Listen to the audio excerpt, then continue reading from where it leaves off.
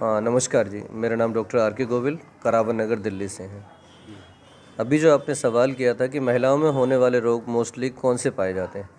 आज की डेट में ऐसा हो रहा है कि खान पान और व्यस्त लाइफ के कारण जो महिलाएं हैं वो घर पर ज़्यादा फोकस डालती हैं, अपने बच्चों पर ज़्यादा फोकस डालती हैं, अपने परिवार पर ज़्यादा उनका फोकस होता है, काम पर फोकस होता है। जब खाने पीने का टाइम होता है तो उस समय पर वो खाना पीना नहीं खा पाती हैं, और जिस वक्त उनका समय होता है खाने पीने का उस वक्त उनकी भूख ख़त्म हो जाती है। तो कुल मिलाकर जो जीवन शैली है, लाइफ स्टाइल है, वो बहुत डिस्टर्ब होती है। फिर उसके ऊपर आज की डेट में हम देख रहे हैं कि काम धंधे के कारण जो है किसी का काम ठीक नहीं चल रहा है, किसी को ये प्रॉब्लम है, तो उसकी वजह से साइकोलॉजिकली भी बहुत इफ़ेक्टिव होती हैं। तो आए दिन ये जो प्रॉब्लम्स हैं, जैसे बच्चेदानी में गांठ है, अब हम अल्ट्रासाउंड कराते हैं, पता चलता है कि पेट में दर्द हो रहा है, पीरियड्स में प्रॉब्लम आ रही है, तो बच्चेदानी में प्रॉब्लम आने लगती है। धीरे धीरे करके वो जो फाइब्रॉइड है या ओवरियन सिस्ट है वो डाइवर्ट हो जाती है बड़े रोग में, जिसको हम CA-125 कराते हैं तो पता चलता है कि ओवेरियन कैंसर हो गया, यूट्राइन कैंसर हो गया।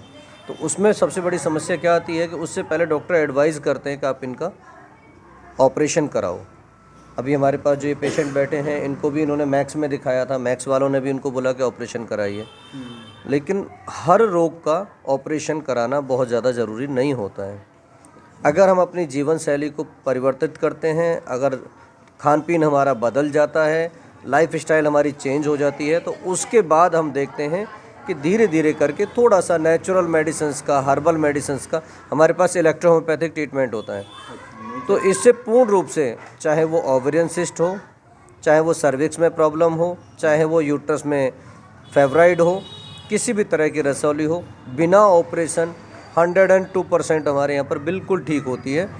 और आप इस वीडियो के माध्यम से जहाँ पर भी, मैं एक बात कहना चाहूँगा कि जहाँ पर भी इस वीडियो को आप देख रहे हैं, अपने आसपास में कहीं पर भी देखिए, कोई इलेक्ट्रोहोम्योपैथिक अगर डॉक्टर है तो वहाँ पर जाकर अपनी एडवाइस ज़रूर लें ऑपरेशन कराने से पहले। ऑपरेशन कराएंगे तो शरीर का अंग काट के निकाल दिया जाएगा। तो हमें शरीर के अंगों को बचाना है और अपने जीवन को एक अच्छा स्वस्थ जीवन जीना है, मैं यही कहूँगा। और मैं डॉक्टर आर के गोविल करावन नगर से, मेरा फ़ोन नंबर 9313099320। अगर कभी संपर्क करना चाहें तो आप कर सकते हैं।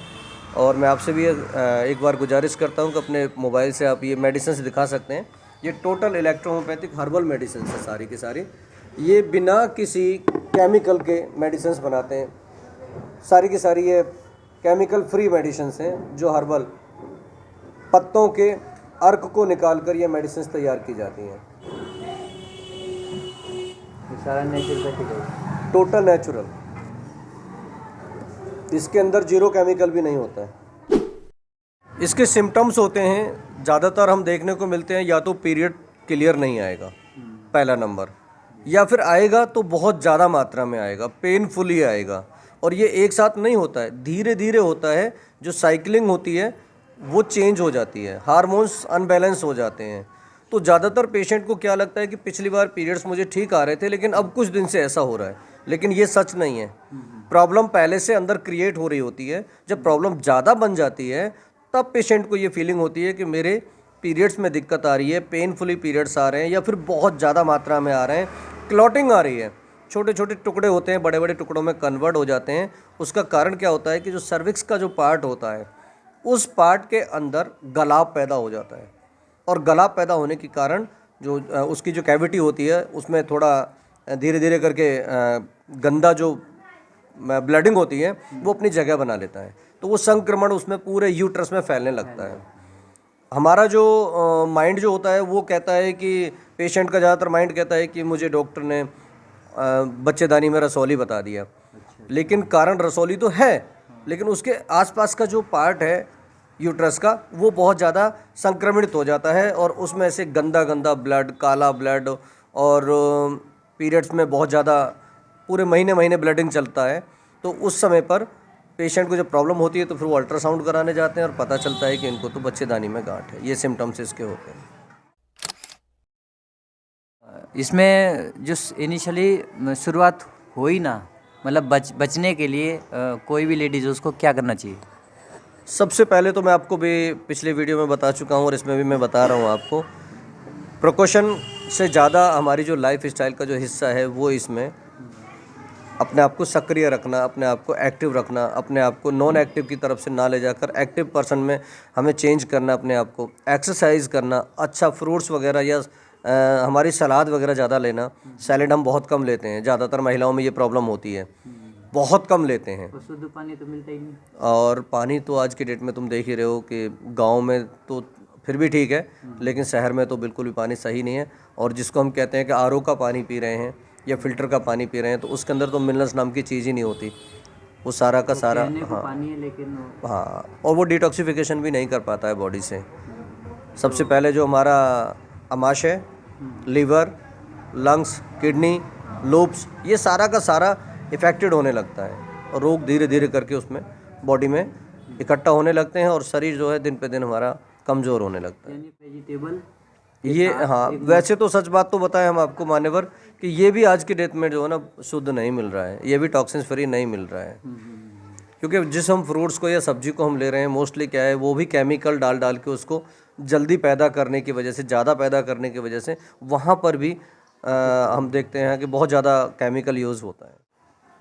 तो इसमें सबसे ज़्यादा जो जैसे गरीब लोग हैं जिनके पास बहुत कम पैसा है, तो उनको क्या तैयारी करनी चाहिए इसके बारे में? क्योंकि लड़कियां हैं 10वीं 12वीं में पढ़ रही होंगी, तो उनके लिए मैं यही सलाह करूँगा, जो बच्चियाँ होती हैं मोस्टली ये प्रॉब्लम जो होती है हार्मोन्स की 13 साल से या 12 साल से आज की डेट में स्टार्टिंग होने लगी है, पहले 15 साल से पहले नहीं होती थी।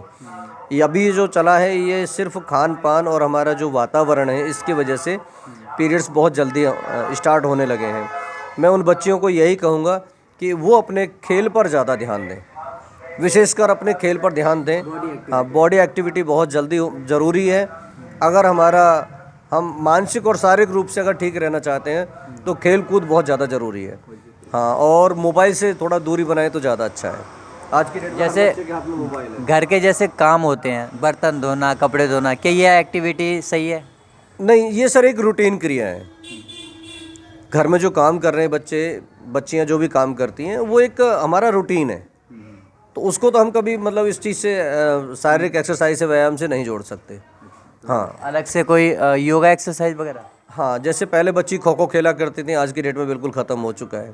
रस्सी कूदा करती थी, आज की डेट में वो बिल्कुल भी नहीं है, बिल्कुल भी नहीं है। अगर बच्ची 15 से 20 मिनट एवरी डे रस्सी को जंपिंग करती हैं पंजों के बल, तो मैं कहता हूँ उसकी पूरी बॉडी का जो फंक्शंस है वो रीजनरेट हो जाता है। हाँ, अभी बचपन को दोबारा जीने की ज़रूरत है। बिल्कुल बिल्कुल। Thank you sir. Thank you.